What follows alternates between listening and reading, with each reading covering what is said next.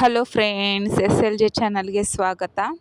ಇವತ್ತು ಬೆಳಗ್ಗೆ ಎದ್ದ ತಕ್ಷಣವೇ ಬ್ರೊಕ್ಕೋಲಿ ಮಾಡ್ಕೊಂಡ್ರೈತೆ ಹೆಲ್ತಿ ಫುಡ್ ಏನಾದರೂ ಅಂತ ಹೇಳಿ, ಜಾಸ್ತಿ ಮಸಾಲ ಬೇಡ ಅಂತ ಹೇಳಿ ಕುಕ್ ಮಾಡ್ಕೊತಾ ಇದ್ದೆ. ಜಸ್ಟ್ ಬ್ರೊಕ್ಕೋಲಿನ ನೀರಲ್ಲಿ ಹಾಕಿ ಕುಕ್ ಮಾಡ್ಕೊಂಡು ಸ್ವಲ್ಪ ಫ್ರೈ ಮಾಡ್ಕೊಂಡು ತಿಂತಾಯಿದ್ದೆ ಪೆಪ್ಪರ್ ಹಾಕ್ಕೊಂಡು. ಅದಾದಮೇಲೆ ಅಣ್ಣ ಕಾಫಿ ಮಾಡಿಕೊಡೋಣ ಅಂತ ತಿಂತಾ ಇದ್ದೆ. ಅದಕ್ಕೆ ಅವನು ಕಾಫಿ ಎಲ್ಲ ಬೇಡ, ಕೆಫಿನ್ ಅದು ಸರಿ ಇಲ್ಲ ಅಂತ ಹೇಳಿಗೆಶಿಂದ ಪ್ರೋಟೀನ್ ಮಿಲ್ಕ್ ಮಾಡಿಕೊಡ್ತೀನಿ ಅಂತೇಳಿ ಮಾಡಿಕೊಡ್ತಾ ಇದ್ದ ನನಗೆ. ಅವ್ನು ಮಾಡಿಕೊಟ್ನ ಅಂತ ಸುಮ್ಮನೆ ನಾ ಬಿಡ್ತಾ ಪ್ರೋಟೀನ್ ಮಿಲ್ಕೇನೋ ಮಾಡಿಕೊಟ್ಟ. ಆಮೇಲೆ ಇತ್ತು ನೋಡಿ ಇಲ್ಲಿ ನನಗೆ ಕೆಲಸ. ಆಮೇಲೆ ಹೇಳ್ತಾನೆ, 10 ಶರ್ಟ್ಗಳಿದ್ದಾವೆ, ಪ್ಲೀಸ್ ತಂಗಿ ಮಾಡಿಕೊಡಮ್ಮ, ನಾನು ಹೆಂಗೆ ನಿನಗೆ ಪ್ರೋಟೀನ್ ಮಿಲ್ಕ್ ಮಾಡಿಕೊಟ್ಟಿದ್ದೀನಿ ಅಂತ. ಅದೇ ಬೇಜಾರಲ್ಲಿ ಇಸ್ತ್ರಿ ಹೊಡೆದು ಹಣ್ಣು ತಿನ್ನೋಣ ಅಂತ ಹೋದರೆ ಕೆಟ್ಟೋಗ್ಬಿಟ್ಟಿತ್ತೆಲ್ಲ. ಆಮೇಲೆ ಹೊರಟೆ. ಹೆಂಗಿದ್ರು ಡ್ಯೂಟಿಗೆ ಟೈಮ್ ಆಗಿತ್ತಲ್ವ, ಏನು ಮಾಡೋಕ್ಕಾಗಲ್ಲ. ಹೋಗೋಷ್ಟಿಗೆ ಜರ್ಮನ್ ಶೆಫರ್ಡ್ ಕಾಯ್ತಾ ಇತ್ತು. ಅವನಿಗೆ ಸ್ನಾನ ಎಲ್ಲ ಮುಗ್ದಿತ್ತು, ವ್ಯಾಕ್ಸಿನ್ಗೆ ವೇಟ್ ಮಾಡ್ತಾ ಇದ್ದ. ನಾನು ಹೋದ್ಮೇಲೆ ವ್ಯಾಕ್ಸಿನಿಗೆ ತೊಗೊಂಡ್ವೆ. ನಾನು ಅದು ಒಂದು ಸೈಟಾಲಜಿ ಇತ್ತು, ಇಯರ್ ಸೈಟಾಲಜಿ, ಅದು ಮಾಡಿದ್ಮೇಲೆ ಇಲ್ಲಿ ಕಾಯ್ತಾ ಇತ್ತು ನೋಡಿ. ಇದು ಪಾರ್ವ ರಿಕವರಿ ಫ್ರೆಂಡ್ಸ್, ಅಷ್ಟೇ ಕ್ಯೂಟಾಗಿತ್ತು. ಎಷ್ಟು ಬೇಗ ರಿಕವರಿ ಆಯಿತು ಅಂದರೆ ಅಷ್ಟು ಬೇಗ. ಅದಾದಮೇಲೆ ಇವನು ಗೊಂಬೆ ಕಂಡಿದ್ದೀನೋ ಇಲ್ಲವೋ ಅಂತಂದು ಅದು ಹಿಡ್ಕೊಂಡು ಹಂಗೆ ಆಡ್ತಾ ಇದ್ದ. ಇವಳು ಬಂದಿದ್ಲು. ಇವಳಿಗೇನಾಗಿತ್ತು ಅಂದರೆ ಮಳೇಲಿ ಫುಲ್ಲು ತೊಯ್ಸ್ಕೊಂಡು ಯಾರೂ ರೆಸ್ಕ್ಯೂವೇ ಮಾಡಿರಲಿಲ್ಲ ಇವಳನ್ನ. ಆ ಮರಿನ ಅಷ್ಟು ಸೇಫ್ಟಿ ಮಾಡ್ತಾಯಿತ್ತು ಅಂದರೆ ಅಷ್ಟು ಪ್ರೊಟೆಕ್ಟ್ ಮಾಡ್ತಾಯಿತ್ತು. ಅದಾದಮೇಲೆ ಮಧ್ಯಾಹ್ನ ಸ್ವಲ್ಪ ಬ್ರೇಕ್ ತೊಗೊಂಡೆ. ಅದಾದ ಸರ್ಗೆ ವಾಚ್ ಸಿಕ್ಕಿತ್ತಂತೆ ಹೊಸದು, ಅದು ತೋರಿಸಿದ್ರು. ಇವ್ನು ನೋಡಿ ಹೆಂಗೆ ನಿದ್ದೆ ಮಾಡ್ತಾ ಇದ್ದಾನೆ. ವ್ಯಾಕ್ಸಿನಿಗೆ ಬಂದಿದ್ದಾನೆ, ಅವ್ನಿಗೆ ಗೊತ್ತೇ ಇಲ್ಲ ನಾನು ವ್ಯಾಕ್ಸಿನಿಗೆ ಇನ್ನೇನು ಇಂಜೆಕ್ಷನ್ ಮಾಡ್ತಾರೆ ಅಂತ. ಆರಾಮ್ ನಿದ್ದೆ ಹೊಡ್ಕೊತ ಕೂತಿದ್ದಾನೆ. ಆರಾಮ್ಸೆ ನನಗೇನು ಗೊತ್ತಿಲ್ಲ ಅನ್ನೋ ಥರ. ಇಲ್ಲಿದ್ದಾರೆ ನೋಡಿ, ಫುಲ್ಲು ಇಯರ್ ಇನ್ಫೆಕ್ಷನ್ ಮಾಡ್ಕೊಂಡು ಬಂದು ಕುಂತಿದ್ದಾರೆ 4 ಜನ, ಏನು ಡಾನ್ಗಳ ಥರ. ಆಮೇಲೆ ಫುಲ್ಲು ಒಬ್ರೊಬ್ರನ್ನ ಹಿಡ್ಕೊಂಡು ಯಾವ ಥರ ಇಯರ್ ಕ್ಲೀನಿಂಗ್ ಮಾಡಬೇಕಂತ ಎಕ್ಸ್ಪ್ಲೇನ್ ಮಾಡ್ಕೊತ ಕ್ಲೀನ್ ಮಾಡಿದ್ವಿ. ಇಯರ್ ಮೈಟ್ಸ್ ನೋಡಿ ಎಷ್ಟೊಂದಿದೆ. ಅದಾದಮೇಲೆ ಸ್ಪಾಟ್ ಆನ್ ಅಪ್ಲಿಕೇಶನ್ ಸ್ಟಾರ್ಟ್ ಮಾಡಿದ್ವಿ. ಒಂದು ವೇಟ್ ಚೆಕ್ ಮಾಡಿ ಬಾಡಿ ವೇಟ್ ಪ್ರಕಾರ ಸ್ಪಾಟ್ ಆನ್ ಬರುತ್ತೆ. ಯಾವ ಥರ ಅಪ್ಲೈ ಮಾಡಬೇಕು, ಎಷ್ಟು ಇರುತ್ತೆ ಸ್ಪಾಟ್ ಆನು, ಯಾವುದಕ್ಕೆ ಇಯರ್ ಮೈಟ್ಸ್ಗೆ ಯಾವ ಥರ ಹಾಕಬೇಕು, ಫ್ಲೀಸ್ಗೆ ಯಾವ್ದು ಹಾಕಬೇಕು ಅಂತ ಎಕ್ಸ್ಪ್ಲೇನ್ ಮಾಡ್ತಾಯಿದ್ದೆ ಕಸ್ಟಮರ್ಗೆ.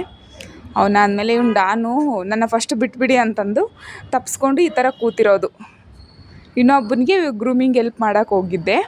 ಇವನು ಬಂದು ಸುಜಿ, ಇವನು ತುಂಬ ತರಲೆ ಇದ್ದ.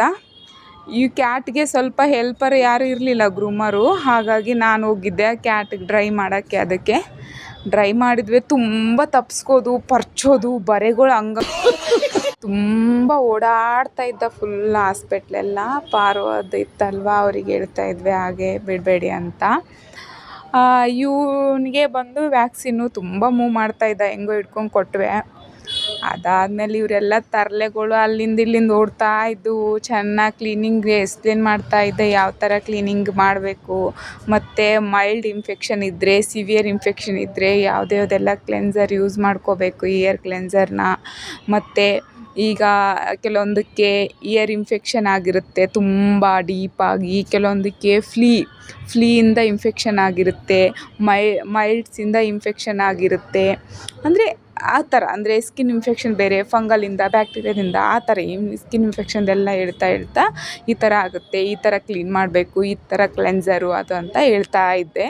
ಹೇಳ್ತಾ ಅವ್ರಿಗೆ ಯಾವ ಥರ ಕ್ಲೀನ್ ಮಾಡಬೇಕು, ವೀಕ್ಲಿ ಒಂದ್ಸರಿ ಕ್ಲೀನ್ ಮಾಡಿ ಮೇಡಮ್ ಅಂತ ಹೇಳಿ, ಯಾವ ಕ್ಲೆನ್ಸರ್ ಯೂಸ್ ಮಾಡಬೇಕಂತ ಎಕ್ಸ್ಪ್ಲೇನ್ ಮಾಡ್ತಾ ಅವ್ರಿಗೆ ಹಿಡ್ಕೋಕೆ ಹೇಳಿದ್ದೆ.